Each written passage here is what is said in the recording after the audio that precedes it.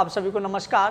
तो MP board में जैसे इम्पोर्टेंट क्वेश्चन की जो हमारी सीरीज चल रही थी, तो बायोलॉजी में पहला और दूसरा चैप्टर का पायल मैम ने बना दिया है।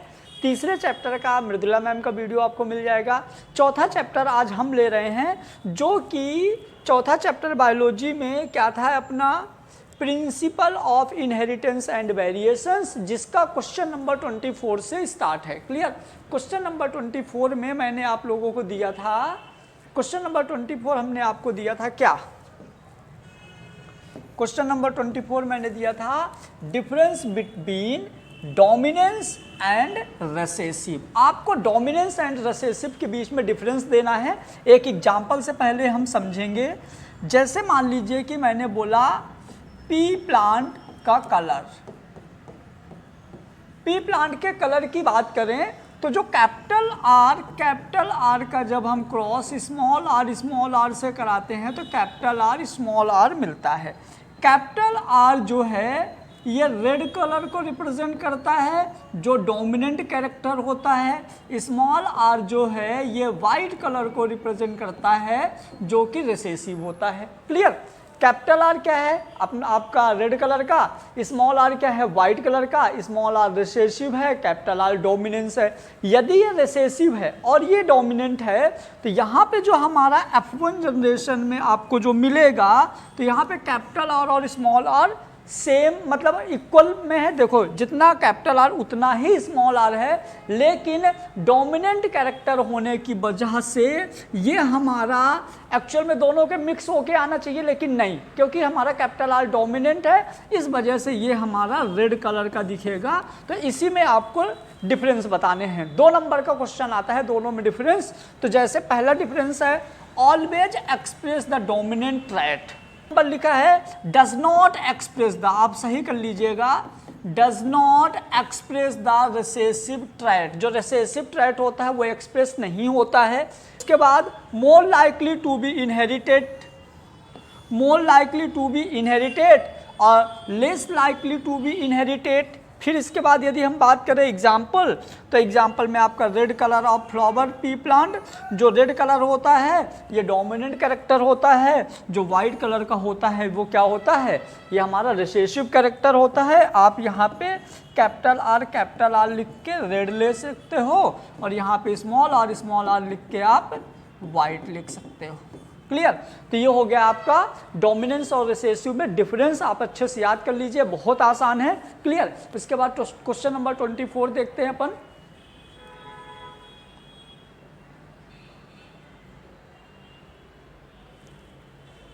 अच्छा 1 मिनट और, क्वेश्चन नंबर 23 का जो और में था, मैंने एक क्वेश्चन दिया था। क्वेश्चन नंबर जो हमारा 24 था उसमें मैंने एक और में क्वेश्चन दिया था, और में क्वेश्चन है right the difference between homozygous and heterozygous.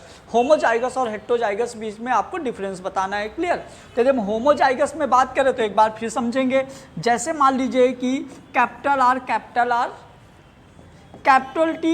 T small T small R, ये जो कैरेक्टर हैं ये सारे के सारे जो हमारे यहाँ पे आपको कैरेक्टर या जो ये ट्रेड दिख रहे हैं, ये सारे देखो सेम जीनोटाइप है, इन सब के गैमीट सेम है, तो ये हो जाएगा होमोजाइगस। लेकिन यदि हम हेट्रोजाइगस की बात करें तो कैपिटल आर के साथ स्मॉल आर, कैपिटल टी के साथ स्मॉल टी, तो यदि आप दोनों ट्रेड अलग अलग ले लेते हो तो ये हो जाता है क्या, हेट्रोजाइगस। तो एक कैपिटल एक स्मॉल तो हो जाएगा हेट्रो, और सेम रहेंगे तो हो जाएगा होमो। जैसे capital A homo, capital A small A hetero. समझ गए। तो यदि आप ट्रेड सेम लेते हो तो होमो होगा, और ट्रेड यदि अलग अलग लेते हो तो हेट्रो होगा। यदि हम बात करें स्मॉल ए ये भी होमो है, क्योंकि भले रिसेसिव है लेकिन है तो नहीं स्मॉल लेटर में, तो ये भी रिसेसिव हो जाएगा। तो देखो यदि हम यहाँ पे बात करें तो produce a single type of gamete. Reason क्यों? क्योंकि यदि homozygous always single type gamete produce करेगा। जैसे यदि हम इसके गैमेट्स की बात करें तो इसका गैमेट सिर्फ आर बनेगा, इसका गैमीट सिर्फ क्या बनेगा आर, इसका गैमीट सिर्फ टी बनेगा। इंपॉर्टेंट पॉइंट है। लेकिन produce both type of gamete with dominant and recessive, जैसे कैपिटल आर। यदि आप यहाँ पे हेटेरोजाइगस ले लिए तो आप एक कैपिटल आर लोगे, एक स्मॉल आर लोगे, तो दो तरह के गैमीट प्रोड्यूस करेगा मोनोहाइब्रिड में, एक कैपिटल आर एक स्मॉल आर। क्लियर? तो ये भी बहुत अच्छा पॉइंट है, पहला पॉइंट ही बहुत अच्छा है कि हेटेरोजाइगस जो होता है एक से ज़्यादा तरह के गैमीट देता है, लेकिन जो हमारा होमोजाइगस होता है सिंगल गैमीट देता है। जैसे मान लीजिए कैपिटल ए एक ही गैमीट देगा, ये सिर्फ ए, लेकिन कैपिटल ए स्मॉल ए ले लोगे तो दो, कैपिटल ए स्मॉल ए, दो तरह का गैमीट दे देगा। क्लियर? सेकेंड पॉइंट क्या है, आप समझते जाइएगा, इंपॉर्टेंट क्वेश्चन है सारे के सारे। क्लियर? आप इनको बहुत अच्छे से लिख लिख के प्रैक्टिस करिए, आपके एग्जाम में बहुत आसानी से ये सब क्वेश्चन आएंगे और आप बहुत अच्छे से लिख पाओगे। क्लियर? उसके बाद हैव आइदर डोमिनेंट और रिसेसिव एलील इन पेयर, या तो यहाँ पे आपको डोमिनेंट मिलेंगे या रिसेसिव मिलेंगे और दोनों जोड़े में मिलेंगे, पेयर में मिलेंगे। जैसे कैपिटल टी आपको डोमिनेंट मिल गया, ये रिसेसिव, ये हमेशा जोड़े में मिलेंगे। है बोथ डोमिनेंट और रिसेसिव एलील, लेकिन यहाँ पे हेटेरोजाइगस में आपको एक डोमिनेंट मिलेगा एक रिसेसिव, कैपिटल आर के साथ स्मॉल आर, कैपिटल ए के साथ स्मॉल ए, कैपिटल टी के साथ स्मॉल टी, इस तरह से आपको मिलेगा। नेक्स्ट, टू फिनोटाइप, यहाँ पे वन फिनोटाइप, यहाँ आपको दो फिनोटाइप मिलेंगे, यहाँ एक फिनोटाइप मिलेगा। फिर प्रेजेंट इन ट्रू ब्रीड, है ना, ये ट्रू ब्रीड आएगा। प्रेजेंट इन क्रॉस ब्रीड, यहाँ पे क्रॉस ब्रीडिंग क्योंकि मिक्स कैरेक्टर आएंगे, यहाँ प्योर कैरेक्टर आएंगे। तो होमोजाइगस, होमोजाइगस को आप ये भी बोल सकते हो कि ये प्योर कैरेक्टर्स होते हैं, क्योंकि इसमें मिक्सचर नहीं होता, या तो ये होगा या तो ये होगा, ये तो है ना। तो यहाँ पे क्या होते हैं, प्योर कैरेक्टर्स होते हैं। तो क्वेश्चन नंबर 23 का ये और वाला भी हो गया। आइए नेक्स्ट देखते हैं। दिल संभल गया,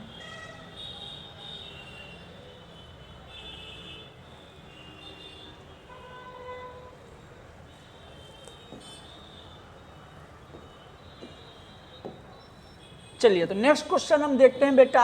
नेक्स्ट क्वेश्चन है principle of inheritance and variation का। नेक्स्ट क्वेश्चन है मोनोहाइब्रिड एंड डाई हाइब्रिड में डिफरेंस। ये भी आपके एग्जाम में बहुत पूछा जाता है कि मोनोहाइब्रिड क्रॉस और डाई हाइब्रिड क्रॉस में डिफरेंस क्या है। तो मोनो मतलब होता है सिंगल, डाई मतलब होता है दो।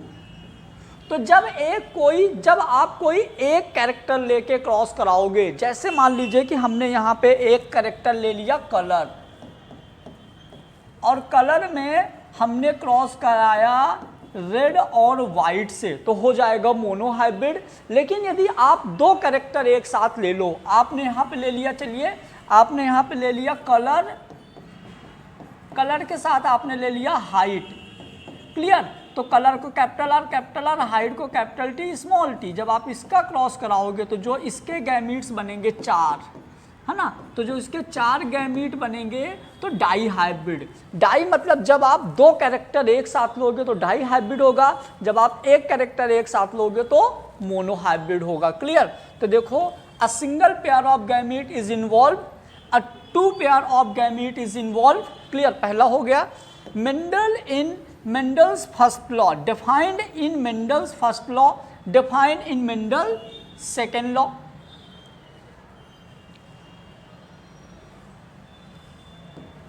Defined in Mendel's first law, defined in Mendel's second and third law.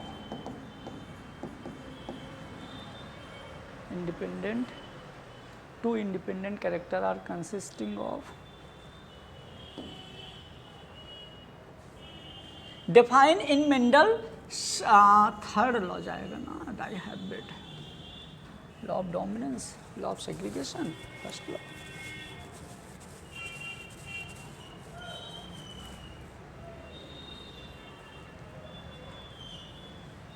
यहां पे आ जाएगा,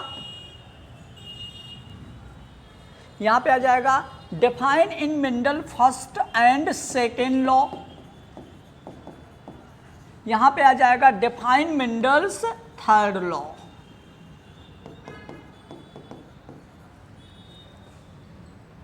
यहां पे आ जाएगा डिफाइन मेंडल फर्स्ट लॉ, और यहां पे आ जाएगा डिफाइन मेंडल्स थर्ड लॉ। यहां मेंडल का थर्ड लॉ डिफाइन करता है इसको। Next, one character is consider and studies. यहां पे एक कैरेक्टर को कंसीडर करते हैं और उसकी स्टडी करते हैं। Two independent character are consider and studies. तो यहाँ पे दो कैरेक्टर्स को हम इन्वॉल्व करते हैं और उनकी स्टडी करते हैं। फिर फिनोटाइप रेशो यहाँ पे मोनोहाइब्रिड में होगा 3:1, यहाँ पे फिनोटाइप रेशो होगा 9:3:3:1। यहाँ पे आप एक और पॉइंट बढ़ा सकते हो, 5th नंबर पॉइंट, यहाँ पे आप बोल सकते हो बेटा जीनोटाइप रेशो जो होता है आप उसको बोल दो 1:1, 1:2:1। यहाँ पे आप जीनोटाइप रेशो बोल सकते हो, यहाँ पे आप जीनोटाइप रेशो बोल सकते हो 12:21:4:12:12। तो ये हो गया आपका जीनोटाइप रेशो, और ये हो गया जीनोटाइप रेशो किसका, डाईहाइब्रिड का, और ये हो गया जीनोटाइप रेशो किसका, मोनोहाइब्रिड का। तो ये 3 डिफरेंस हो गए आपके, डोमिनेंस, रिसेसिव, होमो, हेट्रो, मोनोहाइब्रिड, डाईहाइब्रिड, ये 3 आपके डिफरेंस हो गए। इस चैप्टर में बहुत इंपॉर्टेंट है तीनों डिफरेंस। नेक्स्ट यदि हम बात करें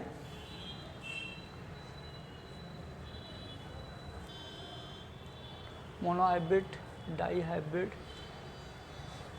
क्वेश्चन नंबर 25 की यदि हम बात करें, क्वेश्चन नंबर जो 25 है ये बोल रहा है define and design a test cross and out cross. यहाँ पे टेस्ट क्रॉस और आउट क्रॉस को आप डिजाइन करना है, आपको उसके जीनोटाइप, फिनोटाइप वगैरह सब बनाना है। तो हम इसको सबसे पहले आपको देखते हैं कि एक्चुअल में टेस्ट क्रॉस और आउट क्रॉस होता क्या है, फिर हम यहाँ पे आएंगे। तो जैसे मान लीजिए कि अपन ने ले लिया बेटा, अपन ने सबसे पहले ले लिया यहाँ पे बैक क्रॉस। क्या ले लिया, बैक क्रॉस। जो बैक क्रॉस होते हैं इसके 2 टाइप होते हैं, एक होता है बेटा आउट क्रॉस और एक होता है टेस्ट क्रॉस। याद रखिएगा, जो बैक क्रॉस होता है ये 2 तरह का होता है, एक होता है आउट क्रॉस, एक होता है टेस्ट क्रॉस। क्या होता है आपका आउट क्रॉस, टेस्ट क्रॉस क्या होता है? तो जैसे मान लीजिए कि हम एक एग्जांपल से समझेंगे। यहाँ पे हम ले रहे हैं पी प्लांट, हम यहाँ पे ले रहे हैं पी प्लांट। पी प्लांट में हम चलिए जो कैरेक्टर्स यहाँ पे हैं हम वो कलर लेते हैं। तो कैरेक्टर हमने ले लिया कलर। यदि हम कलर की बात करें तो जैसे मान लीजिए कि जो फीमेल फ्लावर और मेल फ्लावर, यहाँ पे फीमेल फ्लावर को हमने रेड से ले लिया, मेल फ्लावर को हमने वाइट से ले लिया, और इन दोनों के बीच में हमने कराया आउट ब्रीडिंग। जैसे ही हम इन दोनों के बीच में आउट ब्रीडिंग करवाएंगे तो यहाँ पे आपको F1 जनरेशन में मिलेगा कैपिटल R स्मॉल r। आपको यहाँ पे F1 जनरेशन में क्या मिला, कैपिटल R स्मॉल r। और ये F1 जनरेशन में जो आपको कैपिटल R स्मॉल r मिला है, यदि आप इसको डोमिनेंस पेरेंट से क्रॉस कराओगे, क्रॉस विथ डोमिनेंट पेरेंट्स, तो ये हो जाएगा बेटा आउट क्रॉस। लेकिन यदि आप इसका रिसेसिव पेरेंट से क्रॉस कराओगे, यदि आप इसका रिसेसिव पेरेंट से क्रॉस कराओगे तो ये आपका हो जाएगा टेस्ट क्रॉस। मतलब आप बोल सकते हो cross F1 cross with recessive parents. जब आप इसका रिसेसिव पेरेंट से क्रॉस कराओगे तो ये क्या हो जाएगा अपना टेस्ट क्रॉस। क्लियर? अब दोनों का जीनोटाइप फिनोटाइप समझो। तो यदि हम बात करें सबसे पहले आउट क्रॉस, यदि हम बात करें आउट क्रॉस, तो आउट क्रॉस में मैंने क्या बोला, F1 generation cross with dominant parents. इसका डिफाइन लिख दोगे आप, F1 जनरेशन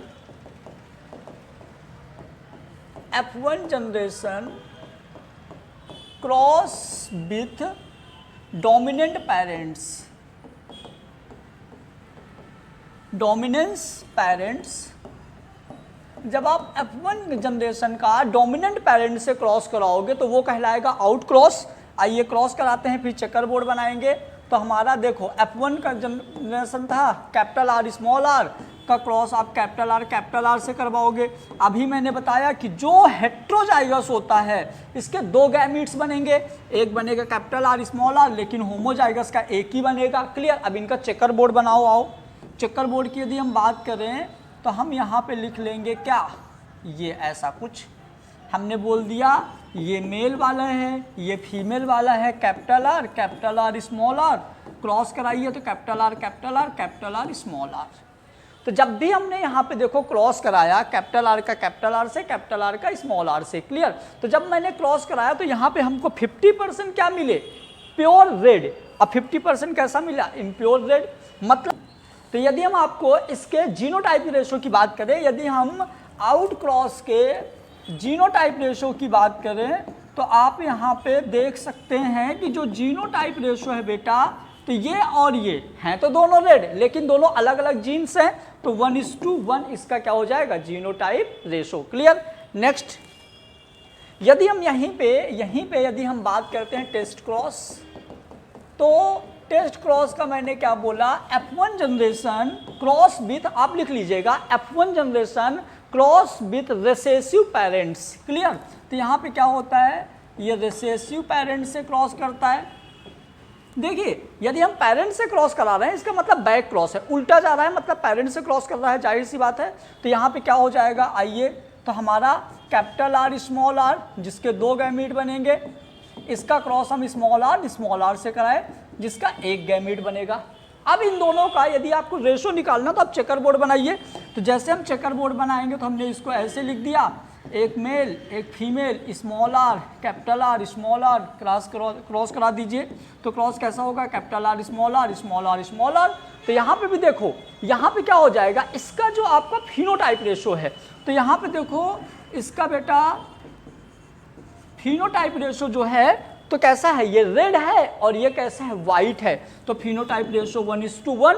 जीनोटाइप रेशो की बात करो तो इसका जीनोटाइप रेशो हो जाएगा 1:1, क्योंकि इसके ये जीनोटाइप, इसका ये जीनोटाइप, तो जीनोटाइप रेशो कैसा हो जाएगा 1:1।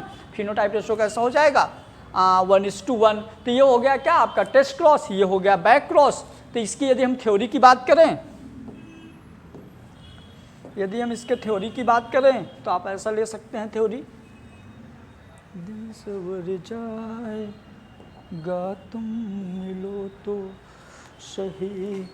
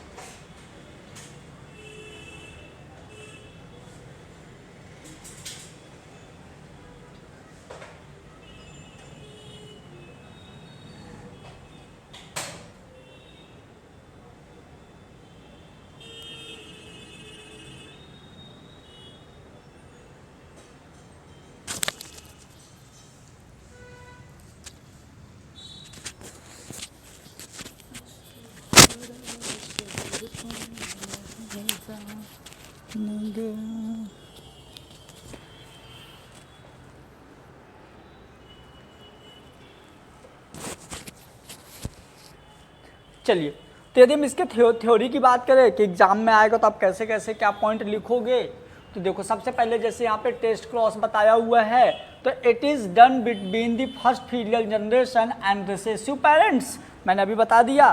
फिर it carry out do know that genotype of first filial individual to know whether they are homozygous and heterozygous, मतलब यहाँ पे आपको होमोजाइगस और हेट्रोजाइगस मिल जाएगा। फिर in test cross generation phenotype ratio are same, मतलब in test cross genotype and phenotype ratio are same 1:1। तो ये हो गया आपका टेस्ट क्रॉस। आउट क्रॉस की यदि हम बात करें,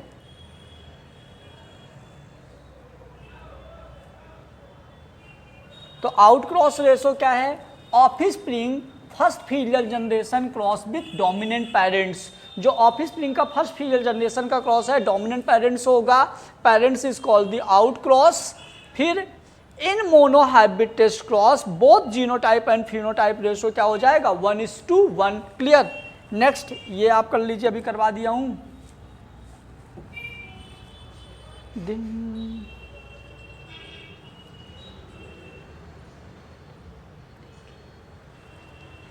केस और gene link together.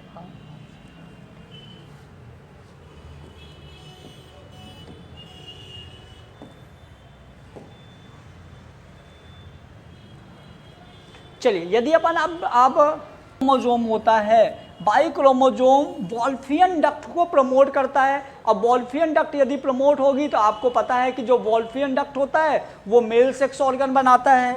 Wolffian duct जो होता है क्या बनाता है, मेल सेक्स ऑर्गन बनाता है। थोड़ा लेवल ज़्यादा हो गया लेकिन चलेगा। और यदि मेल सेक्स ऑर्गन बनाएगा मतलब जाहिर सी बात है टेस्टिस बनेगी, और टेस्टिस बनेगी तो टेस्टोस्टेरोन निकलेगा, और टेस्टोस्टेरोन निकलेगा तो मेल कैरेक्टर डेवलप हो जाएंगे, फीमेल कैरेक्टर रिड्यूस हो जाएंगे। क्लियर। तो ये हो गया, हमने थोड़ा सा यहाँ पे डिटेल लिया हूँ लेकिन इतना चलेगा। और बाई क्रोमोजोम जो होता है मुलेरियन डक्ट, आपके ऑब्जेक्टिव में आ सकता है। जो मुलेरियन डक्ट होती है ये फीमेल सेक्स ऑर्गन बनाता है। मुलेरियन डक्ट जो है वो फीमेल सेक्स ऑर्गन बनाता है, और ये फीमेल सेक्स ऑर्गन के ग्रोथ को, मुलेरियन डक्ट की ग्रोथ को रिड्यूस करता है। तो ये हो गया क्या हमारा sex determination in human being. अब इसकी हम थ्योरी देख लेते हैं। तो यदि हम इसके थ्योरी की बात करें तो ये इसकी थ्योरी भाई साहब क्या है, इसमें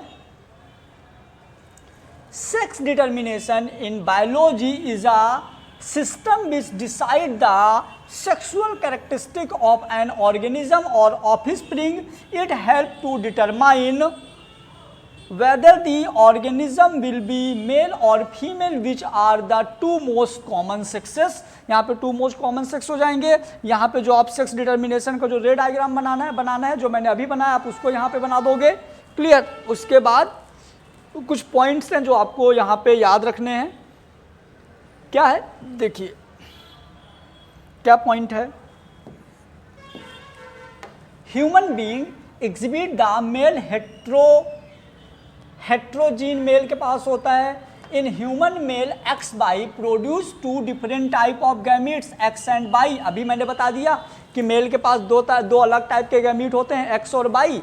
फिर the human female XX produce only one type of gamete contain the X chromosome.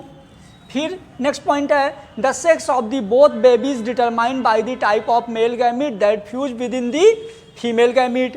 जो बेबी का जो सेक्स होता है वो मेल के गैमीट्स डिसाइड करते हैं। जैसे यदि हम बात करें मेल में एक्स और बाई है, यदि मेल का एक्स फीमेल के एक्स से फ्यूज होगा तो लड़की बनेगी, और मेल का यदि बाई फीमेल के एक्स से फ्यूज होगा तो लड़का बनेगा। तो मतलब जिम्मेदार कौन होता है, male. Next, if the fertilization sperm contain X chromosome then the baby produce will be the girls, and if the fertilization sperm contain Y chromosome then the baby produce will be a boy. Next है has it is a matter of change the determine of the sex of a baby. तो ये सारा जो matter है वो baby के sex के लिए जिम्मेदार होता है कि लड़का होगा या लड़की, उन सब चीज़ों के लिए जिम्मेदार ये होता है। तो क्वेश्चन नंबर 28 तक हम निपटा चुके हैं। क्वेश्चन नंबर 29 क्या है, तो explain the following term with the example. यहाँ पे दो टर्म है, उनको आपको एग्जाम्पल के साथ एक्सप्लेन करना है। एक टर्म है कोडोमिनेंस और एक है इनकम्प्लीट डोमिनेंस। इनकम्प्लीट डोमिनेंट, हम यहाँ पे बायोलॉजी हमारा पहला लेक्चर बन रहा है। एक्चुअल में मैं बायोलॉजी का ही टीचर हूँ, और बायोलॉजी में मैं यहाँ पे देखिए पहला लेक्चर लेके आया हूँ।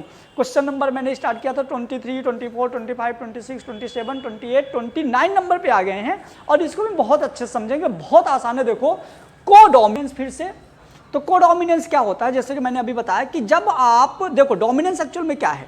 डोमिनेंस मतलब होता है कि जब हम किसी दो ट्रेट को मिक्स करते हैं तो कोई एक ट्रेट अपना कैरेक्टर शो करता है, दूसरा दब जाता है, तो वो होता है क्या, डोमिनेंस। लेकिन कोडोमिनेंस में क्या होता है कि कोडोमिनेंस मतलब दोनों अपना अपना कैरेक्टर शो करते हैं, तो वो होता है कोडोमिनेंस। एग्जाम्पल लेके पहले हम समझेंगे।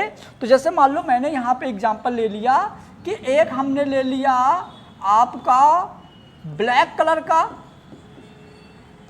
एक हमने ले लिया आपका ब्लैक कलर का, क्लियर, एक हमने ले लिया यहां पे व्हाइट कलर का, एक हमने ब्लैक ले लिया, एक हमने व्हाइट ले लिया, क्लियर। मतलब आप ये मान लो यहां पे कुछ भी मान लो, हमने ब्लैक गाय ले लिया और व्हाइट बैल ले लिया, क्लियर। तो ब्लैक हमारा ये हो गया बैल, सॉरी, और व्हाइट हो गई गाय, यहां पे हो गया फीमेल, ये हो गया मेल।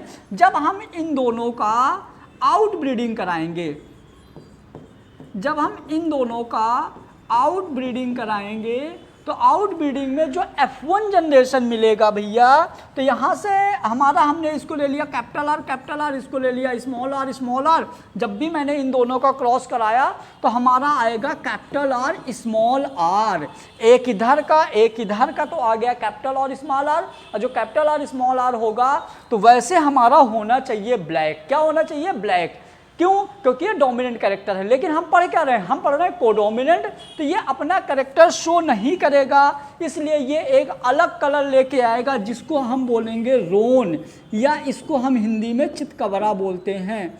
जैसे आपने कई बार देखा होगा चितकबरे गाय या बैल, आपने कई बार देखा होगा कि उनकी वाइट बॉडी में कहीं वाइट कलर होता है, कहीं ब्लैक कलर होता है, तो इस तरह से चितकबरा बनेगा। क्यों, क्योंकि ये मेंडल का एक्सेप्शन है, ये कोडोमिनेंस है। तो कोडोमिनेंस में क्या होता है, कोई भी ट्रेट अपना कंप्लीट कैरेक्टर शो नहीं कर पाता है। जैसे देखो क्या लिखा है, कोडोमिनेंट इज अ हेट्रोगैमस कंडीशन, ये हेट्रोगैमस है, हेट्रोगैमस condition in which both are live at the gene locus are fully expressed in the phenotype allele। मतलब यहाँ पे ये हेट्रोगैमस होता है जहाँ पे दोनों अपने अपने कैरेक्टर फुली एक्सप्रेस करते हैं, ना तो रेड आर कैपिटल, ना तो स्मॉल आर कैपिटल आर को दबा पाता, ना ही कैपिटल आर स्मॉल आर को दबा पाता, दोनों अपने कैरेक्टर एक्सप्रेस करते हैं, है ना। And independent effect are called codominant, और ये दोनों एक दूसरे से सेपरेट होते हैं, एक दूसरे से अलग होते हैं, दोनों एक दूसरे पर मिक्स नहीं होते, इसको हम बोलते हैं codominant. Allele in codominance neither phenotype is commonly dominant, clear. तो ये हो गया हमारा कोडोमिनेंट, ये आपका एग्जांपल। चलिए अब अपन क्या करते हैं, कोडोमिनेंट का अपन क्रॉस करा के, इनका जीनोटाइप और फिनोटाइप भी बहुत जरूरी है, तो एक बार हम इसका क्रॉस करा लेते हैं बेटा। तो जैसे मान लीजिए कि अपन ने ले लिया कैपिटल आर जो कि ब्लैक कलर का है, अपन ने ले लिया वाइट कलर में स्मॉल आर, दोनों का हमने क्रॉस कराया तो कैपिटल आर स्मॉल आर मिला, जिसको हम बोलेंगे रोन। मतलब ये हो जाएगा चितकबरा, रोन मतलब चितकबरा, क्लियर। अब इसका हम क्या करते हैं, पुन्नेट स्क्वायर से चेकर बोर्ड बनाते हैं। चलिए इसका हम चेकर बोर्ड बनाते हैं। तो जब हम इसका चेकर बोर्ड बनाएंगे तो अपने को कुछ ऐसा चेकर बोर्ड मिलेगा। यहाँ पे capital R small R, capital R small R, cross कराइए तो capital R small R, capital R small R, small R small R, ये हमने करा दिया इसके क्रॉस। अब हम इसका देखेंगे फिनोटाइप रेशो। यदि हम इसके फिनोटाइप रेशो की बात करें तो फिनोटाइप रेशो में आप यहाँ पे देखो भाई साहब, ये प्योर रेड है, ये रोन है और ये वाइट है। मतलब आपको यहाँ पे मिला कि ब्लैक, सॉरी आपको यहाँ मिला ब्लैक, आपको यहाँ मिला रोन और आपको यहाँ मिला वाइट। तो आपको ये मिला एक, ये मिला दो, ये मिला एक। तो आपका जो फिनोटाइप है वो आ गया 1:2:1। आप ऐसे लिखिएगा। फिर यदि हम इसके जीनोटाइप की बात करें तो जीनोटाइप में भी जीन सेम है, ब्लैक, रोन और वाइट। तो आपका मिल जाएगा 1:2:1। तो ये आपके ऑब्जेक्टिव में भी आ सकता है कि जो कोडोमिनेंस होता है, उसका जीनोटाइप रेशो और फिनोटाइप रेशो 1:2:1 होता है, मतलब सेम होता है। तो आप ये भी याद रखिएगा। इसी का 29 नंबर क्वेश्चन का लास्ट है अपना बेटा इनकम्प्लीट डोमिनेंट। मतलब इसका सेकंड नंबर क्या है, सेकंड नंबर अपना कंप्लीट डोमिनेंट। इनकम्प्लीट डोमिनेंट की बात करें तो ये, हाँ, तो ये भी मेंडल का एक्सेप्शन है, ये भी मेंडल का एक्सेप्शन है। इसमें क्या है, इसमें क्या है कि इसमें किसी एक का फुली कैरेक्टर नहीं होता, इसमें दोनों मिक्स होके आते हैं। कैसे, जैसे मैं एग्जांपल लेके समझूंगा। अपन ने ले लिया एक रेड कलर का पी प्लांट मान लीजिए, या और एक अपन ने वाइट कलर का ले लिया। रेड कलर को हम रिप्रेजेंट करते हैं यहाँ पे कैपिटल आर, वाइट कलर को स्मॉल आर। दोनों का हमने आउटब्रीडिंग कराया, दोनों का हमने आउटब्रीडिंग कराया और यहाँ पे हमको मिल गया कैपिटल आर स्मॉल आर। और क्या हुआ, देखो ये हमारा रेड था, ये हमारा वाइट है, हमने दोनों का क्रॉस कराया तो हमको क्या मिल गया, कैपिटल आर स्मॉल आर। और ये जो कैपिटल आर स्मॉल आर है, यदि लॉ ऑफ डोमिनेंट को फॉलो करता तो ये हमारा कैसा होता, रेड कलर का। लेकिन ये रेड कलर का ना होके पिंक कलर का है। ये कैसा है, रेड कलर ना होके ये पिंक कलर है। तो इस तरह से जो हमारा प्रोसेस होता है, ये होता है इनकम्प्लीट डोमिनेंट। मतलब ना तो ये कंप्लीट ना तो ये कंप्लीट, दोनों मिक्स होके आ गए, इसको हम बोलते हैं इनकम्प्लीट डोमिनेंट। अब हम इसका बनाएंगे चेकर बोर्ड। तो यदि हम इसका चेकर बोर्ड बनाएं तो यहाँ पे देखिए ऐसा होगा कुछ, एक को हम मेल दे देंगे, एक को हम फीमेल दे देंगे। Capital R small R, capital R small R, capital R capital R, capital R small R, capital R small R, small R small R. देखिए यहाँ पे ये बन गया। अब ये जो हमारा चेकर बोर्ड बना, अब यहाँ पे आप जीनोटाइप और फिनोटाइप रेशो देखो। यदि हम फिनोटाइप रेशो की बात करें तो यहाँ पे आपको मिला रेड, आपको मिला पिंक, आपको मिला वाइट। क्लियर। तो रेड कितने हैं, 1, पिंक कितने हैं, 2, वाइट कितना है, 1। तो रेशो हो गया 1:2:1, रेशो हो गया 1:2:1। यदि आप इसी का जीनोटाइप रेशो देखो, इसके जीन देख लो, तो देखो एक जीन ये एकदम अलग है तो हमारा हो गया 1, फिर ये दो सेम हैं तो 2, फिर ये अलग है तो 1। तो ये हमारा क्या हो गया, ये हमारा हो गया बेटा जीनोटाइप रेशो। क्या हो गया, ये अपना जीनोटाइप रेशो। तो ये हो गया हमारा किसका, इनकम्प्लीट डोमिनेंट का। इसकी भी हम थोड़ी सी थ्योरी देख लेते हैं, आइए। बाकी यदि हम इनकम्प्लीट डोमिनेंट की बात करें तो क्या है, incomplete dominant is a type of gene interaction in which both form of gene allele at the locus are particular express, resulting in a phenotype that intermediate or distinct. It is also known as the particular dominant। मतलब ये हो गया आपका incomplete dominant की definition. इसके बाद यदि आपको और भी कोई डाउट हो तो आप कमेंट करिए, जब भी हमारे पास समय होगा, जैसा भी होगा हम जरूर आपके साथ जुड़ेंगे। Thank you so much.